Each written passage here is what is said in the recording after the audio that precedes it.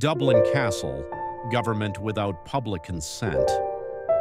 For centuries, Dublin Castle served as the center of administrative offices and the residence of the highest representatives of the British Crown. The very words Dublin Castle became synonymous with conspiracy and oppression. From this place, a social system was engineered that enabled the exploitation of a subjugated nation with minimal resistance.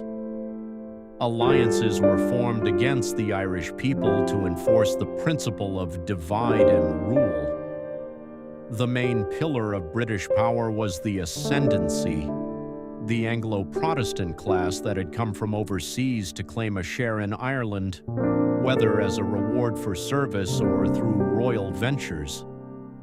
This class was not limited to landed aristocracy.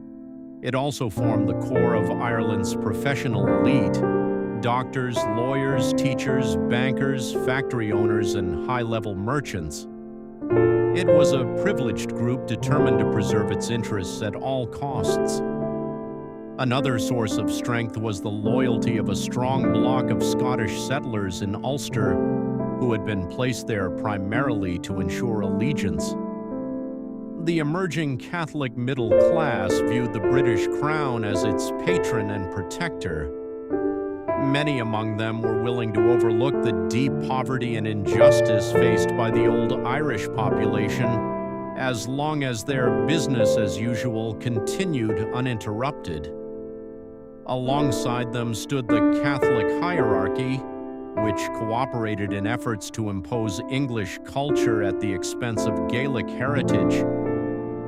Due to its direct connection with the people, the Church played a significant role over generations in removing nationalist aspirations from the minds of its followers, thereby providing further valuable support to British rule. However, perhaps the most striking display of Dublin Castle's strategy was the use of poor Irishmen within the army and police forces against their fellow poor Irish citizens.